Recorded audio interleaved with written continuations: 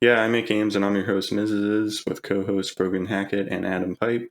And this week we're joined by nobody, because nobody makes games.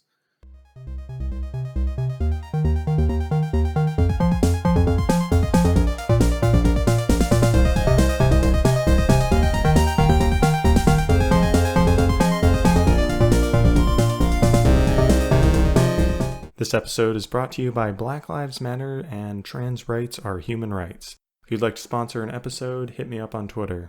Today we're gonna talk about what we're working on, what we've just finished, what we're gonna do next, and where we see ourselves in 20 years, and maybe some other stuff if we have time.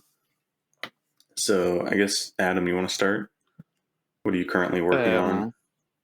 What am I currently working on? I'm working on a big game, I guess. I'm working on a spookware. We're doing like a big spookware game, which for those who don't know, spookware is it's basically like WarioWare meets horror games, and like horror tropes and stuff. Yeah, I actually did it kind of as a joke for a game a month game.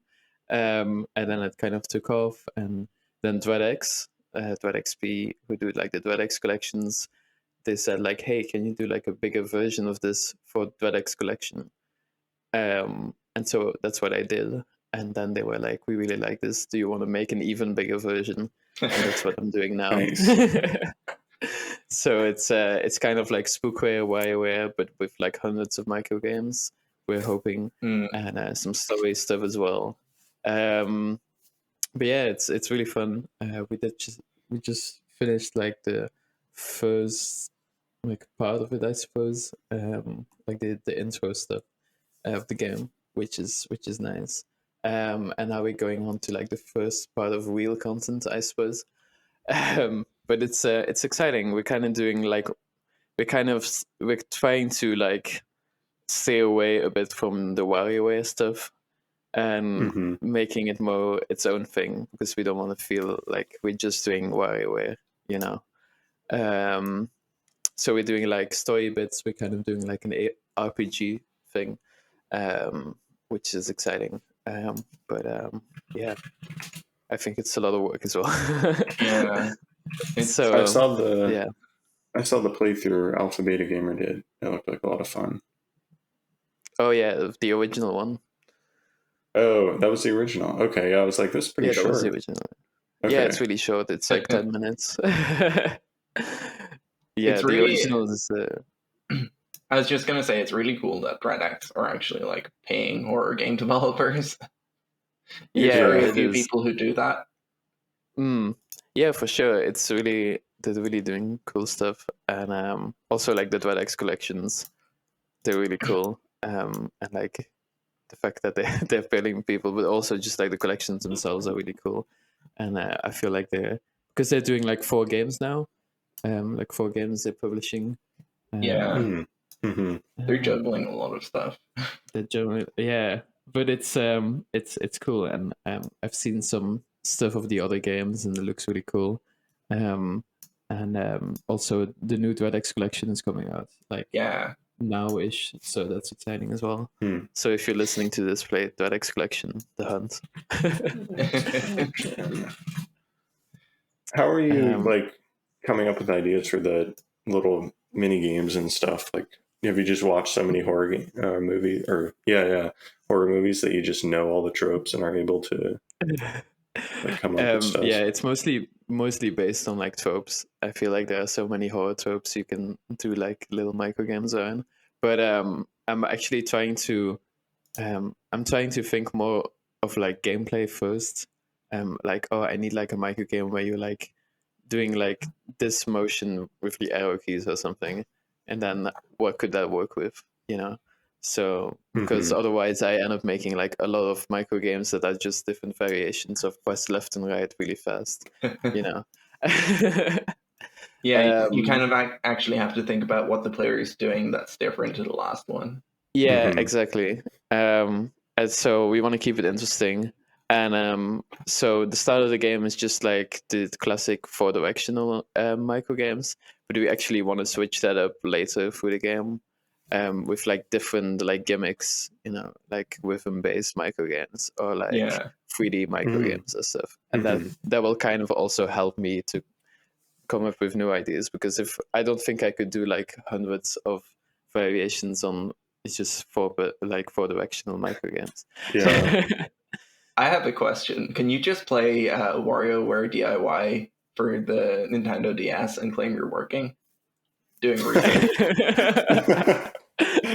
The micro game creator in that was so good. Yeah, that was actually my favorite DS game.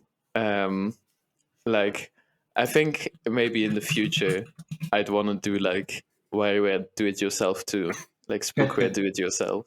Spookware DIY. Yeah, that would be really cool. No, I love that game. It was really versatile for like how limited the stuff was. I don't know if it was Turing complete, but you could do a lot of stuff. Yeah, no, I actually got it like years after the fact. I bought a secondhand copy because I'd been keeping my eye out in like the local game shop, and I saw one and I was like, yes, I need it. And then I made like 5 different games and like called it quits. It was way worth it for that. Yeah, true. It's it's just a really good game, and there's so many like I feel like it's people always forget it's actually like a spiritual successor to Mario Paint. Oh yeah. Because there's so many callbacks to like Mario Paint, and it is basically like Mario Paint too. And there's just so many, like the music composer had like you could sing the melody and it would do it for you, and you could even like autocomplete the music and stuff. There was some really cool stuff in there. Yeah. The music composer was very, very interesting.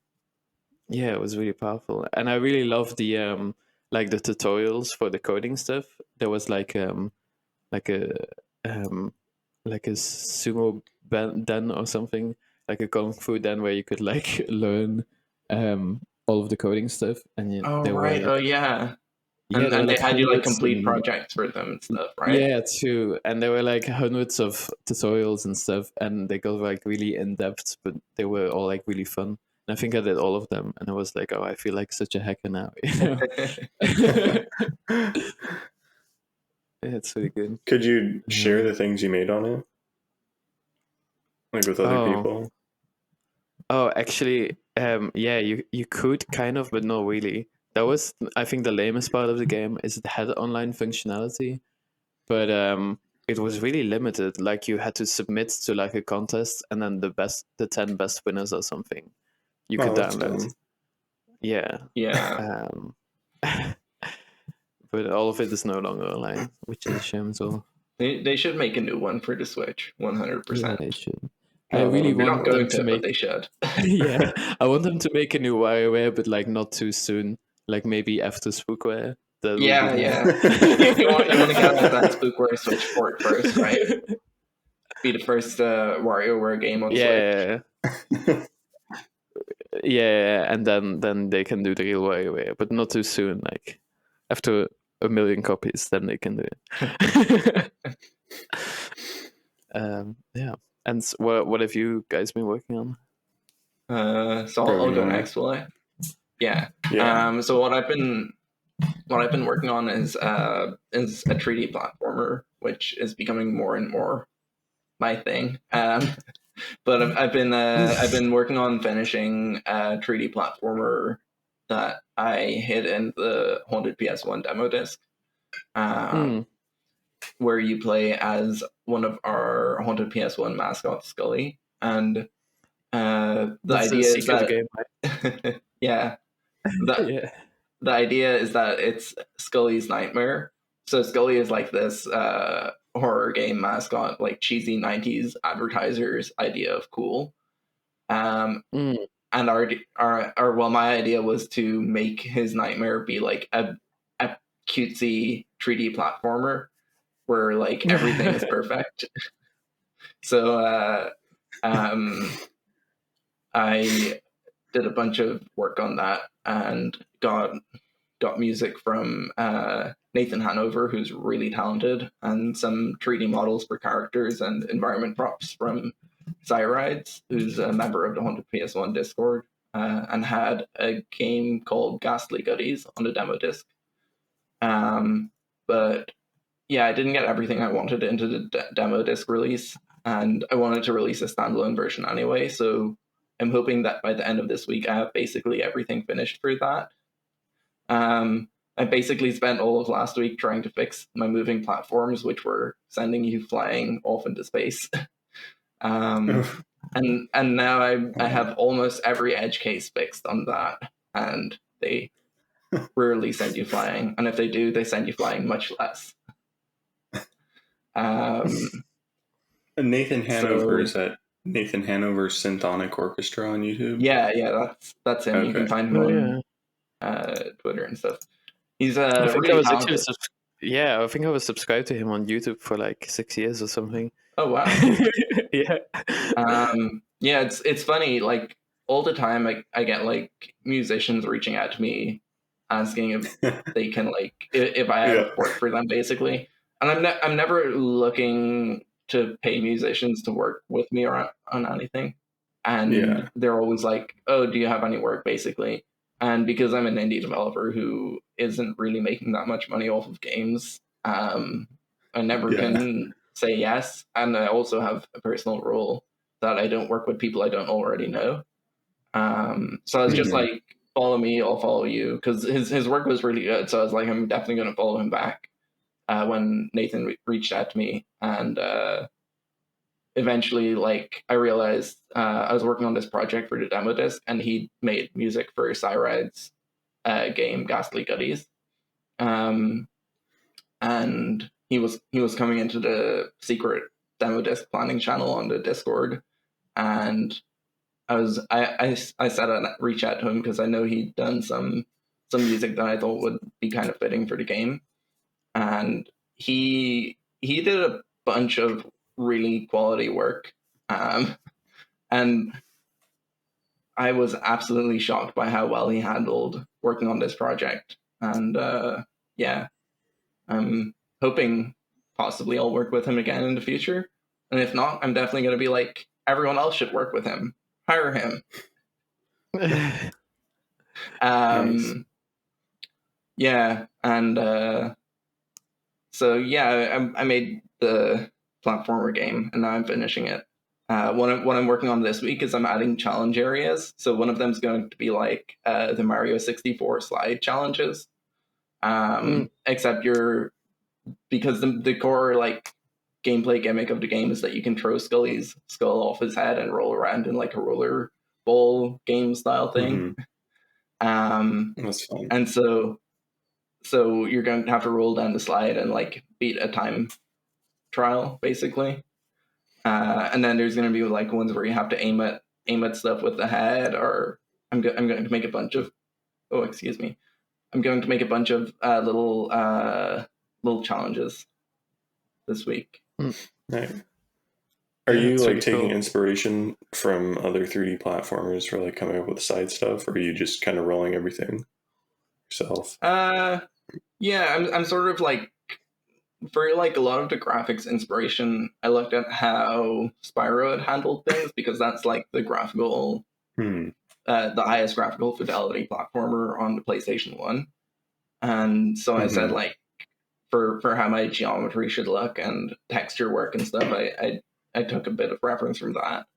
And then for gameplay stuff, I've been playing a lot of 3D Mario games lately, so I tried to reference them for that. But I still don't have that like complex and moveset for the character, but the combination of being able to throw your head and jump and stuff, it actually leads to interesting mechanics. Like you can jump, and then you can like slam dunk your head at the ground, and you so the head, when you're in the head mode, you can bounce, and if you jump multiple times and you press jump just as you hit the ground, you'll like go higher each time. But if you slam dunk your head at the ground and you jump when you hit the ground, you'll go flying back up even higher than the highest you can bounce from just jumping normally. And there's a few things like that. One of the things I want to add in challenges. Oh, sorry. Oh, just saying it's fun having like little extra movement stuff to learn like that. Yeah, that you can just add in. one of the things I'm hoping to do in the challenge is in the challenges uh, is to add an area with a bunch of spinning platforms that you like get hit around by in the head mode, and you're So like trying to like they send you flying to the side when they hit you, or you're like yeah. getting flung around when you're standing on them. No, they send you hit off the sides of them, so they're like Okay. almost like pinball. Okay. Nice. Yeah, that's really cool. And are you doing this as like a commercial game, or is it just like Uh, a bigger? so the reason I am working on this now is that I wanted to see if I could make a 3D platformer that I was like really happy with, because I made a Bobo Adventure on Gerald's Island for the DreadX collection tree last year, which is also what you made the extended spookware for. Yeah. And I wasn't sure about like the platforming mechanics in that and how well it had worked out as a 3D platformer necessarily. So I wanted to make something else to see like how well I could do that before I move on to actually. So my next project is going to be a more commercial 3D platformer. With the nature of this being like a community project and everything, I couldn't really commercialize it, but it really added to like in my opinion, it really added to the like secrets and mysteries of the demo disc, and gave people like a little magic moment when they discovered it. Do you have a clip of this on your Twitter or anything? Yeah, I posted a sort of a trailer of the game that like it starts with the intro to the game, which looks kind of gritty, and it's got like a realistic version of the Scully character, and then it transitions how nice. it transitions into the game. All right, yeah, and there is a clip of the head, I think, at the beginning. Yeah, there it is. Okay, just wanted to show that. It looks so cool. I love the colorful aesthetic on everything when you're collecting bones. Yeah, I was very happy with how the art style turned out for it. There's definitely some gameplay stuff that isn't quite as polished as I'd like, but that comes from like making an entire 3D platformer in a month. So I don't think that's like a massive issue right now, and I know I can take the time to polish up gameplay in like a future project.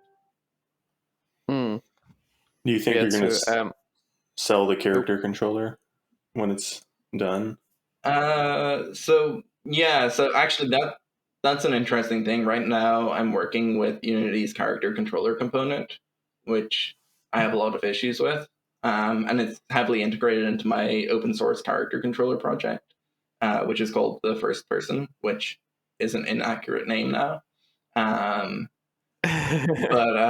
because I added third person support last year, but that Unity character controller component really shows its weaknesses when you move into 3D platformer programming. And so for my next project, I'm planning to create a replacement for that component. So I can hopefully like I'm planning for my next project to write a controller specifically for that project from scratch, but I'm hoping I can reuse the controller component to integrate into my open source project, and hopefully be able to provide a much more stable and reliable movement solution from that then.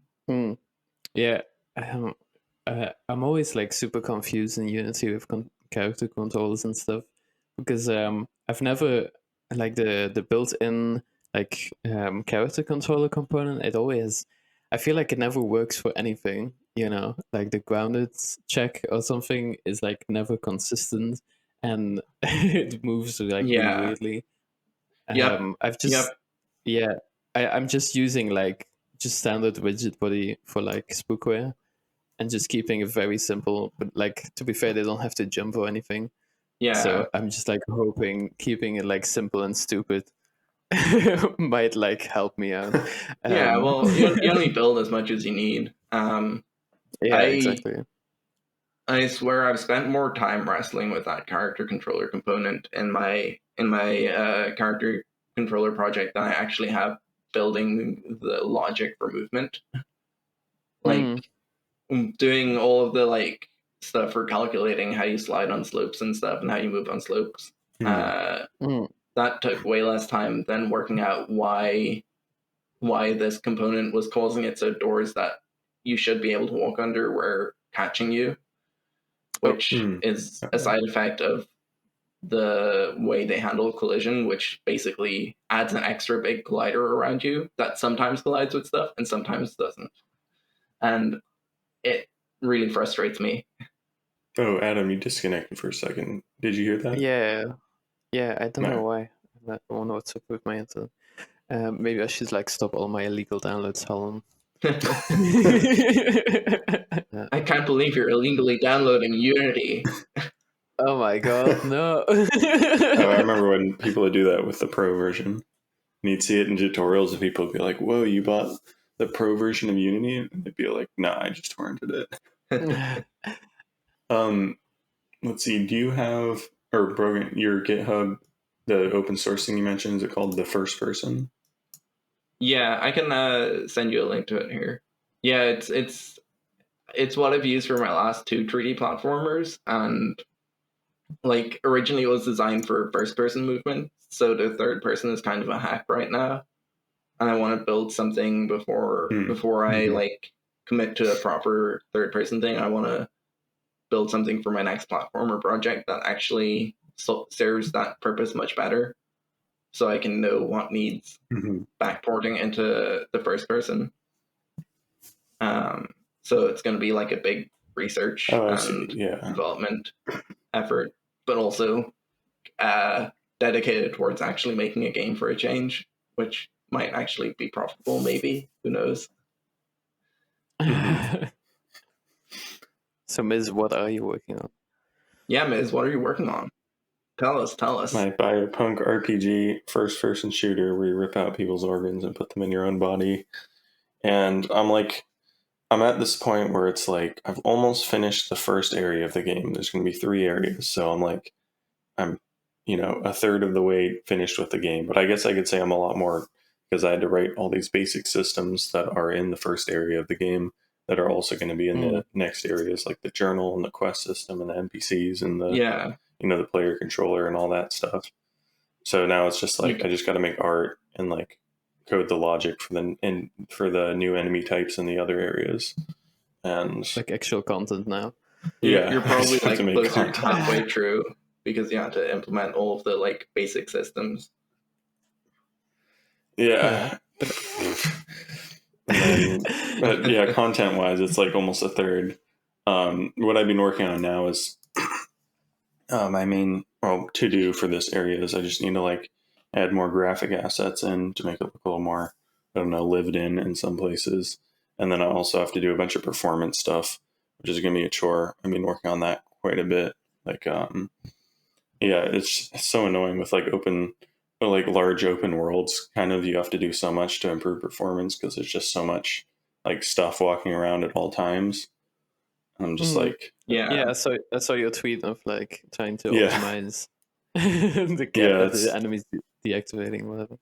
Yeah, I gotta like dig around and like go and figure out what's like what is causing problems, and like look at the debugger, and like the debugger's not like great for tracking down a lot of issues if it's not like related to, I don't know, a specific function. Then it can't tell you what's causing it. So I just have to like put in like 50 NPCs and like disable different parts of them or delete them or whatever, and like see which aspect is causing problems. And then and then also probably going to do I want to try texture atlasing or whatever it's called, where you take your 3D models, instead of each of them having individual materials, you like merge them together to have one material with just a giant texture on it. But it's going to be such a chore to do because I'd have to like readjust all the UVs and like. But for your like for low-rise assets, I think that makes a lot of sense, though, doesn't it? For like, what are you using? 256 by 256 or 128 by 128 textures or something? I'm not using powers of 2. I have like some weird sizes. What? That just bothers me deeply. Like 300 by 191 or something. And just kind of merged everything. However, you could just fit that into 256 by 256 texture. Yeah, but then it doesn't tile sideways. I'm so confused. I don't actually know why. Is it actually that much better for performance to do everything in 2s? I mean, that's what we learned at school, but yeah, I don't know how much it actually matters. I mean, I just remember, Unity would give warnings. Really? So for the game I worked on last year, we actually did have a lot of issues with non-power of 2 textures. That was using all hand-drawn art and fairly high-res stuff, so it probably makes more sense for a project like that. But it definitely does have a performance impact, especially if you're like aiming for a switchboard or whatever. So I just I like to err on the side of caution, and if I learn how to make all of my art workflow work with power of 2 textures, it's just easier to stick with that. Yeah, I'm doing it for my textures, but I'm not doing it for my sprites because that's just too much work. Yeah, I don't know. I've never really thought that much about it, to be honest. I just do it because people say that you need to do it. It's the same with like n-gons and models. Oh yeah. I know, like our school is very much like you need to make sure there is absolutely 0 n-gons in your model. And then there was like every time you finish the model, you had to spend like an entire day going through every single like polygon and making sure it was all like in quads and stuff. But now that I'm like just actually making games, I never ever think of n-gons ever again, and I just do what I want, and it never breaks or anything. So I don't see what the point was, you know? Yeah. I don't know. My instinct is always to follow best practices, because if you use best practices enough, you're going to get as fast as doing that as the time you save, basically. And you're going to be in a better position in case you run into issues like that.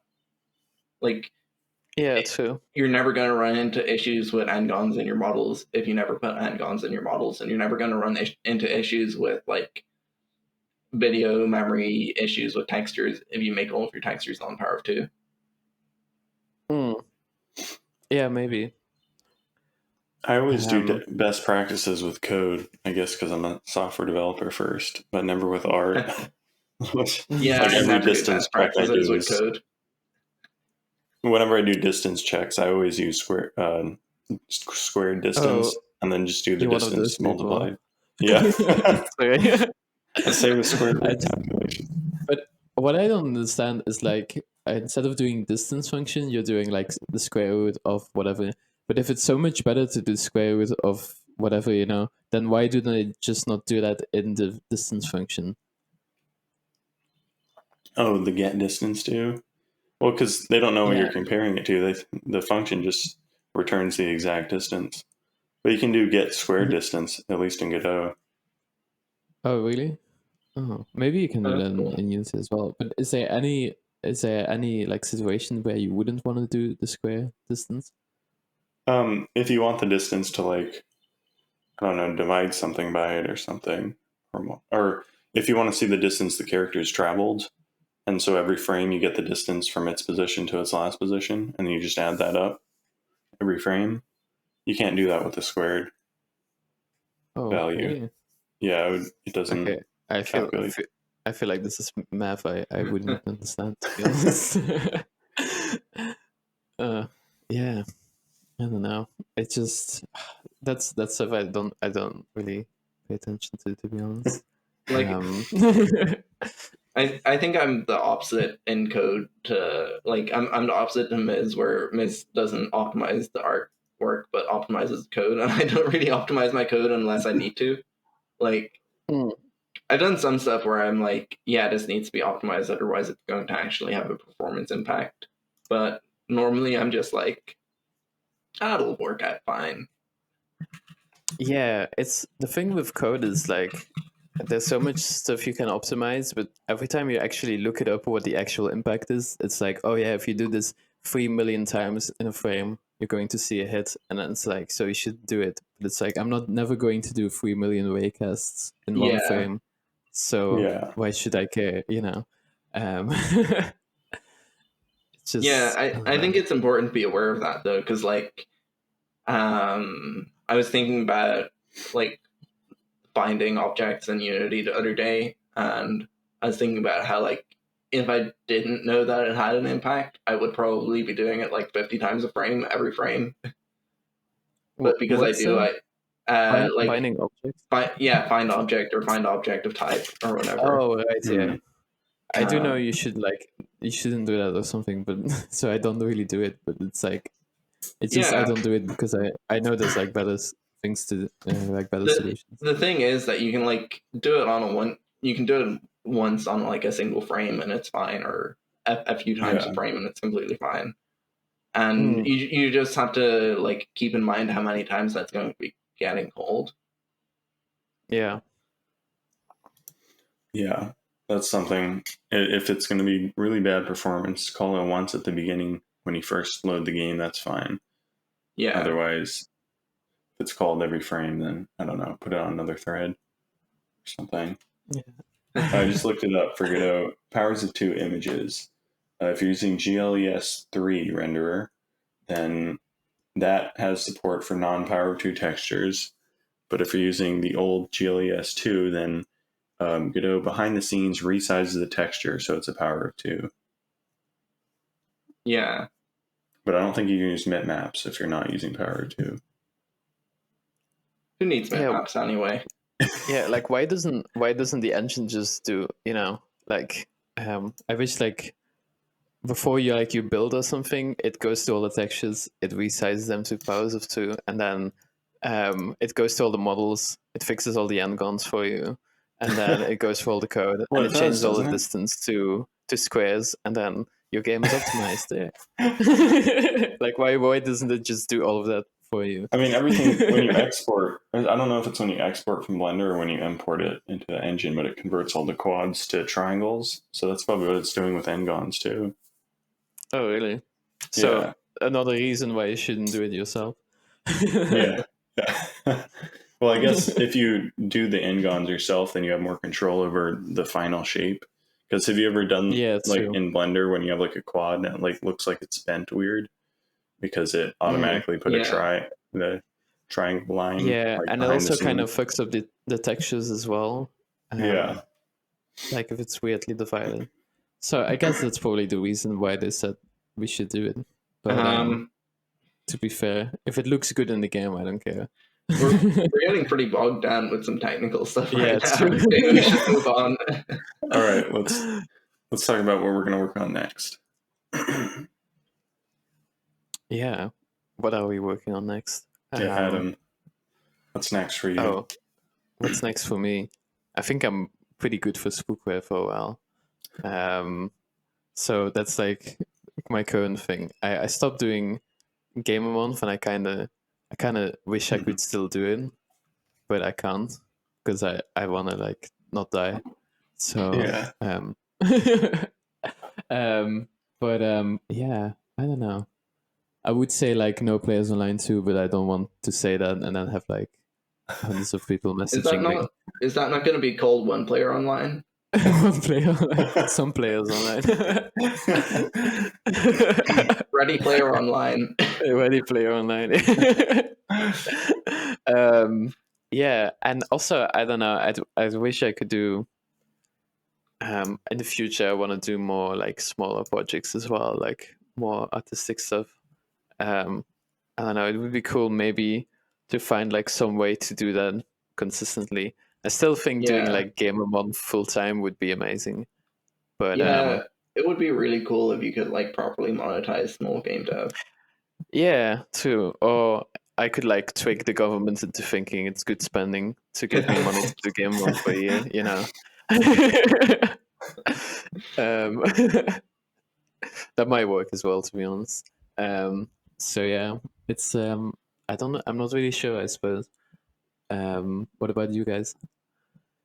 So yeah, I was saying that my 3D platformer that I've been working on, Scully's Nightmare, is sort of a preparation to see what I'll need to do for a bigger platformer. And I've already got some ideas for that, but the really cool like hook that I think is interesting is so you know, in like a 3D platformer like Mario, you'll be like running around the hub world or whatever, having a bunch of fun, just like doing the triple jump and wall run or wall jumps and stuff, and like practicing the moveset and like getting a lot of fun out of that.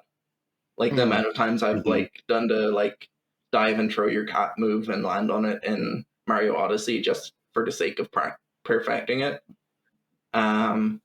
So what I want to do is I want to turn that like cool complex moveset that you get in a 3D platformer into a Tony Hawk style combo system where you have to keep the combo up of doing cool like chains of moves in the movement system. That would be really cool. I think like because so many 3D platformers focus on like you have to jump on enemies and you have to get to the end of the level and everything, and that's like their whole gameplay loop is just like complete like challenges and navigate through tricky platforming puzzles. Yeah, I feel I've been playing Super Mario 3D World a lot lately, and there's so many like cool movement options, but you don't like really need any of them, so you can just like play the entire game by just like jumping and walking, you know.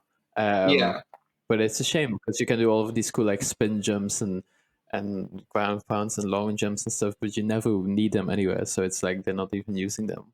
But I basically want to do like the Mario 64 spend 6 months developing the movement in a gray box and turn just like that into the game. Turn really good platformer movement into a game of its own. Because like there is enough there to entertain you. Like I've spent so much time just like trying to perfect moves in games, and I think that's a lot of fun, and I think it should be like the core gameplay of a platformer should actually be getting the joy out of that complex moveset. Yeah, too, for sure. But I think I would get stuck on making the character, and then once it's finally done and I spent 6 months making it, I could like never think of a good enough level to do it justice, and then stop making the game. You know? Design. I've actually been really getting into platformer level design lately, and I've been there's an interesting balance you have to strike in platformer level design, especially so the more complex the moveset, the more freedom you give the player, the more you let go of the idea of a linear level in a platformer. Like Mario Odyssey levels, you can like navigate to like the end really quickly, or you can go and do all the little side bits and have fun doing them. And like the trick is not to actually focus on a linear level, but instead create a playground for the player. And that also ties into the whole like joy of just moving around thing. Yeah, for sure. Because really, like if you think about it, Super Mario 64, it's not really that big of a game.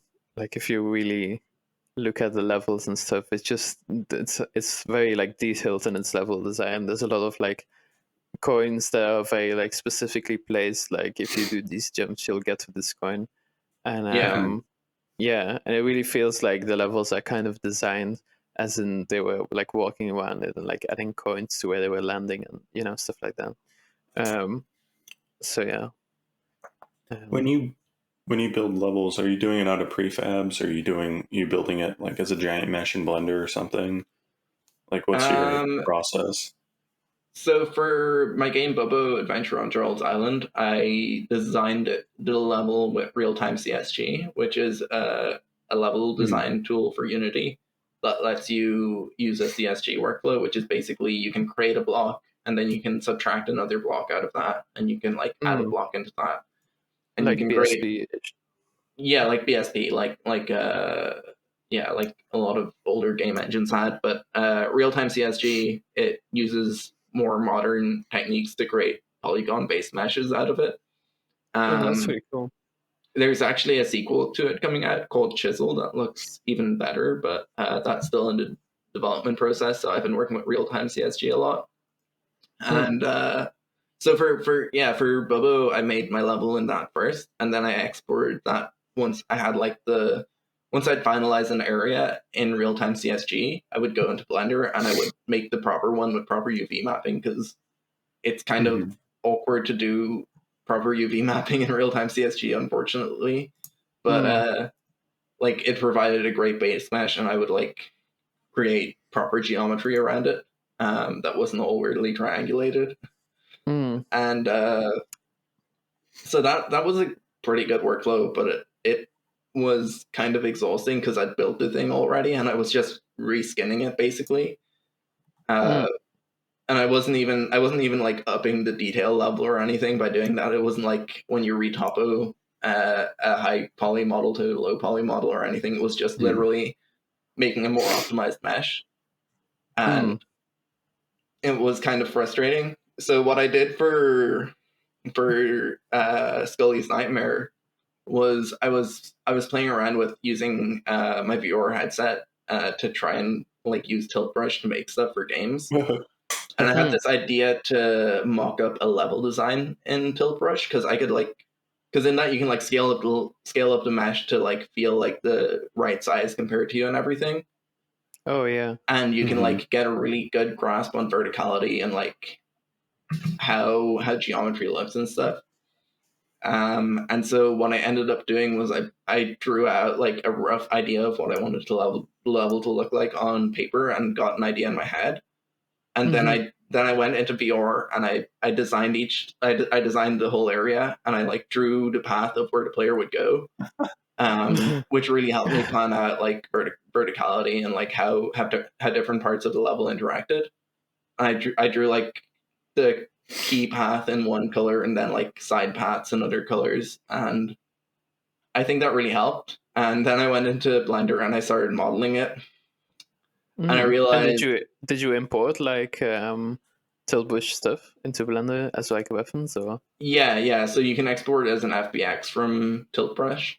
So I did that, and I imported it into Blender, and I set up the materials so they'd render it properly. I didn't use any of like the complex materials. I just used like ones that used vertex coloring and made there's like I think it's called convex hull option, where you can basically draw the outline of a shape and it will like fill it in. And so I used that, and I brought it into Blender, and I started modeling it out. And then I looked at my model in Engine, and I tried to like apply some basic textures to it, and realized that I was running into a common problem when you work with like PSX style graphics, where I wanted it to look like a proper PS1 game and have like the affine texture warping and stuff. But the geometry was just not designed for that. And it was causing really ugly warping. So then I illicitly got access to a level model from an old Spyro game, and I looked at how they had structured their level geometry, and I kind of got some better ideas of how to model for like PS1 style graphics from that. And so I ended up building the level like so. What you need to do when you're doing that for PS1 style graphics is you need to make sure that the quads have within a certain range all of their sides. So the range I used was like 3 units to 6 units, and aiming for like 4 units on average. And what Blender actually has that's really useful for that is an option where you can enable a thing that measures any edge you have selected and displays the size of the edge over top of it. And that let me like model out the level. And it took me ages, but it was very worth it in the end. To like, the graphics turned out way better than I thought it. And then because they were all roughly square, all of the quads were, I could do this trick where in Blender you can reset the UV map. So basically every quadrant just fills up the full square of the UV. And because I was working with like separate textures for each of the like things, I could just like do that and make sure it was oriented right, and then like apply the whole texture to that quad. So it was a very interesting workflow, and I really, really think it worked out well in the end. I think next time I'm not going to do the affine warping, but it was cool to work out how to optimize for it. Yeah, and and what about you, Miz? What's like your big new next project? Whatever, what lies in store for you? VR. I'm gonna go into VR and multiplayer. I'm gonna make a VR game. I think I was thinking, because when you said VR, I was like, I thought Miz was working on something multiplayer next, but it's both. Two nightmares at once. Yeah, that's really funny, because that's like the same thing that's been on my mind for like things I want to do eventually, but not now. You know, like VR and multiplayer. I'm gonna finally confront it and figure it out. Deal with the dreaded latency compensation and all that. Yeah. There's some. I did see some stuff for Unity that makes like multiplayer not that like okay-ish, because I think the worst part about multiplayer is having to like host servers and stuff. But if you can find like good like peer-to-peer solutions, yeah. What kind of multiplayer game do you want to make? I got some ideas. I want to try. I mean, I have one idea I think is really cool, and I can't tell anyone's because they'll steal my idea. But I was also like looking at Gorilla Tag, and I was like, I'd like to make a spinoff on that. Gorilla Tag is so good. Yeah. I was about to say, I'm not sure, Miz, that you can one up Gorilla Tag. Well, it's simple. Gorilla Tag with guns. Yeah. Oh, okay. That's how you one up it. using my two sniper rifles as stilts. Yeah, you're just a mech instead, and you have guns for legs, so you just stand and you shoot. That would be fun. Somebody make that so I don't have to do it. But yeah, VR. I think VR is like going to be the next big thing. Obviously, I mean it kind of is already, but it'll be huge. And right now, there is the chance to like create new genres for it and like really kind of define your place in the history books of game design. You know. So if you want to do something that changes the future, and they'll remember you decades from now, VR is the place to do it. We basically want to be John Romero too. Yeah, but for VR. The VR John Romero. Miz, that's great and all, but VR is scary. What? You mean like... Making something work in reality is hard enough as it is, but virtual reality? Oof.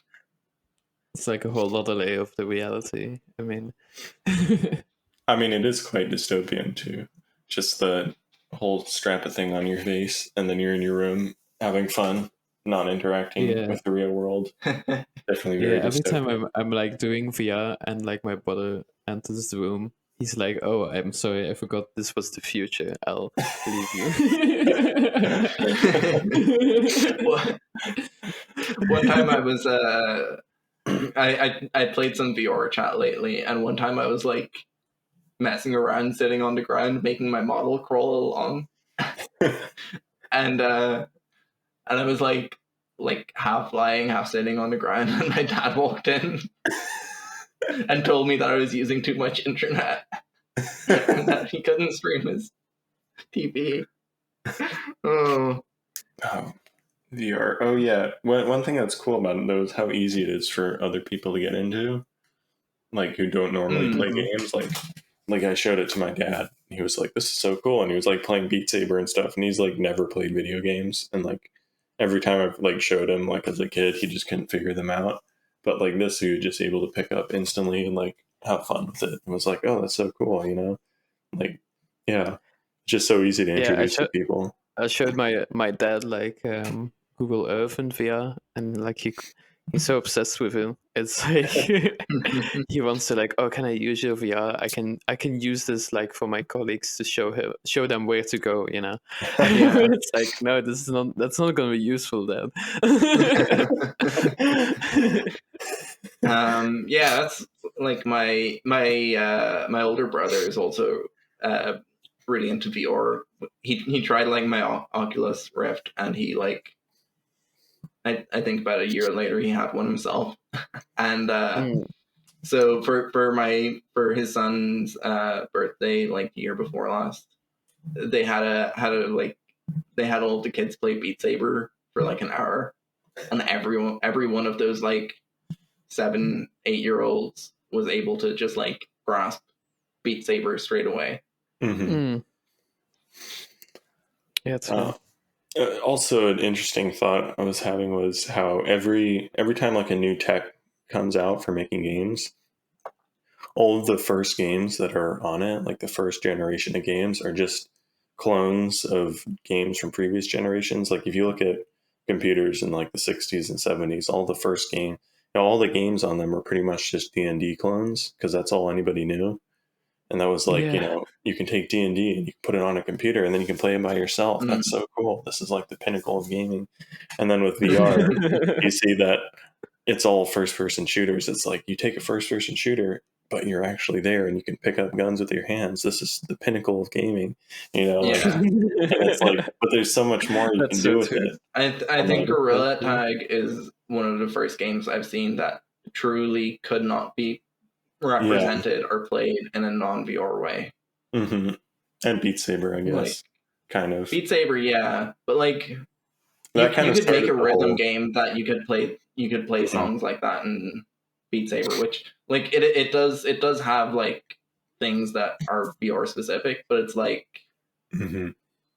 it's like Gorilla Tag is a concept that you couldn't have even like thought about until you thought about good VR hardware.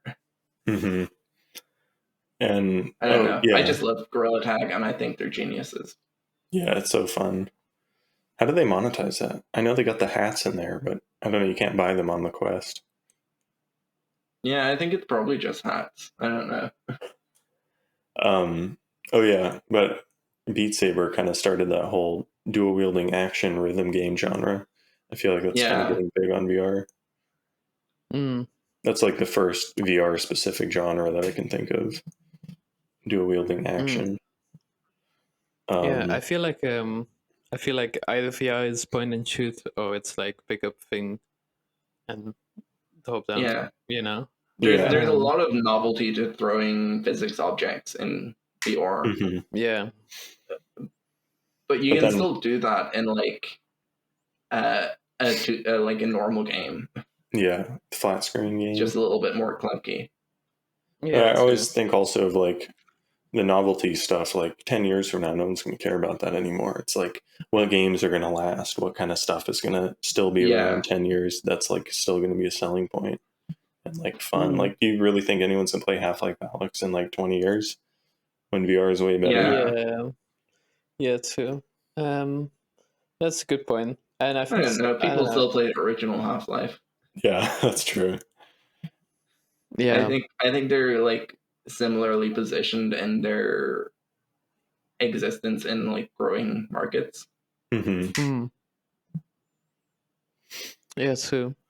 Yeah, I don't know. I there's just something about like, especially like Beat Saber, where as you're playing, it's like this game is so simple, and it's like why couldn't I make this? I don't know. It's like modern art, you know. I don't know. Have you ever tried to use like beat map editor for that though? Beat mapper, yeah. Like that stuff's pretty complicated to like even use. So if you think about like making a tool for your developers to lay out the beats for songs, Yeah, and then too. doing it as well as like the pre-built like Beat Saber songs are so well tracked.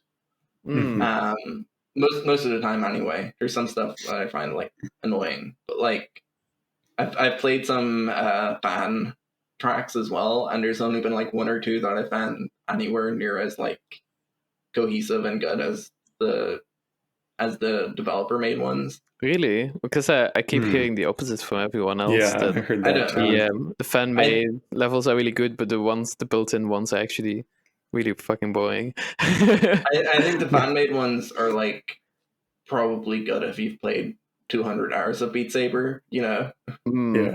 Yeah, too. They're all like expert plus levels, and yeah. I've never played a good like normal difficulty fan one. The Future Funk pack is really good. That's like the most polished one, I think, on all levels. But yeah. Have you bought any of the DLCs? Because I don't know, I didn't want to spend much. Yeah, I'm happy with like the base game and then fan maps. Really, as much as I was like they're not as good, they're still very good, especially when they're songs that I like know and like. Yeah, VR is exciting. This has made me want to play more VR games again. You both have headsets. Yeah. I want to play Gorilla Tag. I'm definitely going to be... Yeah, I'd be down for Gorilla Tag. I definitely want to do more level design in VR. Definitely. What I really want is like a way to do that real-time CSG workflow I was talking about, where you can like create shapes and intersect them with each other. I really want that in VR, and then like a quick, dirty, like first-person movement you can like drop into it and like test out the level,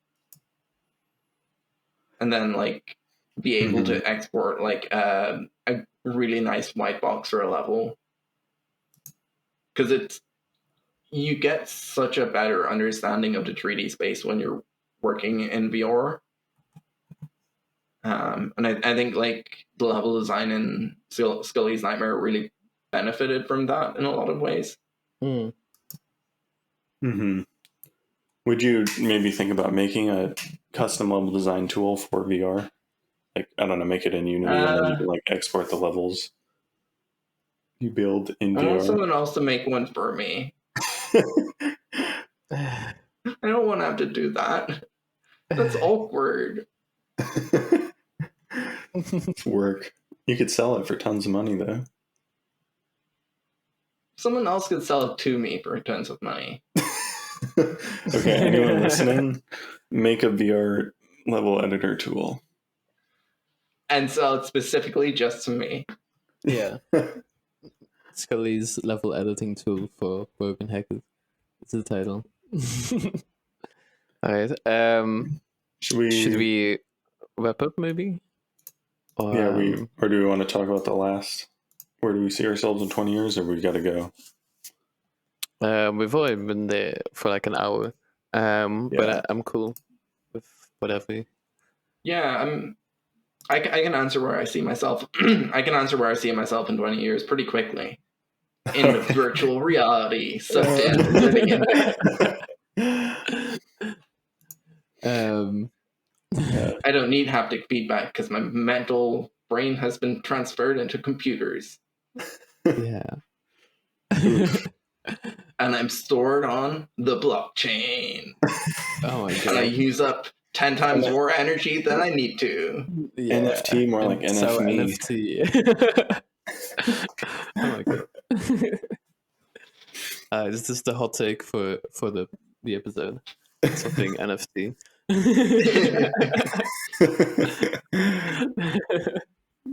Adam, where are you going to be in 20 years? Selling NFTs now.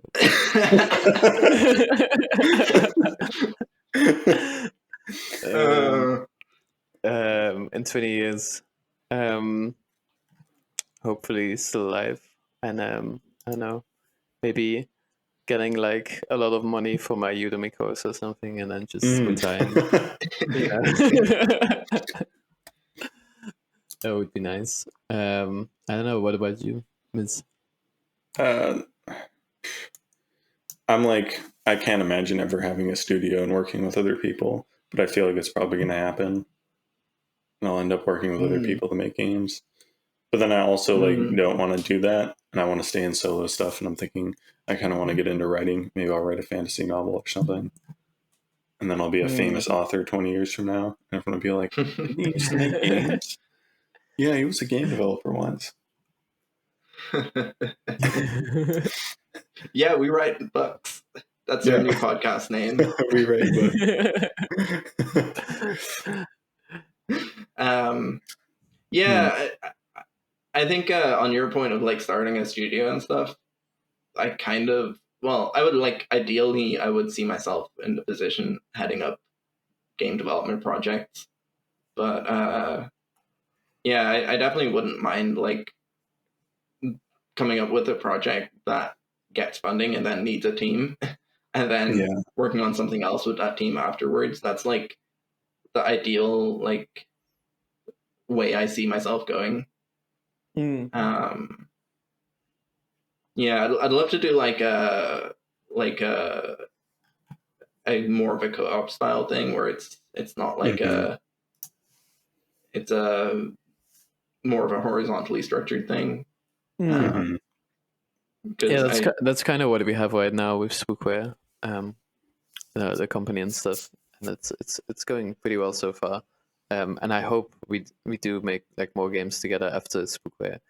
So, and yeah, I don't know. I feel like all of the paperwork and stuff, and like all of the money you had to do like to set up the company in the first place, I don't want to do that again. So hopefully I can just keep this company for any future projects. Set up the whole thing legally and stuff? Yeah, we're like it's your own company? A company and stuff, yeah. Oh, nice. Yeah. That stuff is scary. It is scary, but it's like there's like a bookkeeper and it seems like they know what they're doing. So I'm just trusting that they know what they're doing, you know? Yeah, that's the sort of thing. I'd love to find like a publisher or like someone to fund my games or like a project for me that I could like use that money to actually pay someone else to sort out my business stuff. Yeah, that's exactly what I'm doing now. I need to do that. Yeah. But as much as I'd love to be able to self-publish every game I make, I don't think like it's feasible for me to like have the business knowledge to do that as well as have the game development knowledge to make games that are worth selling. Yeah, too. And it's also like it used to be really expensive actually to set up a company in Belgium. You had to put like I think like 18K into it. Wow. Just, you know, it's still your money, right? But you have to have it to start a company. And that's like, I don't know. I've never seen 18K in my life. So. Yeah. Just want to get rich and I don't have to deal with all that. Just pay people to do all the hard stuff for me. True. Or like get like universal basic income good enough so we can just like live off of that and then make games. Would be nice. Man, think of the cool games that would get made if UBI existed. Yeah. We'd become a society of Unity hobbyists. Everyone would make job simulators and we'd all play them all day. Hey, we'd have an infinite source of guests for the show.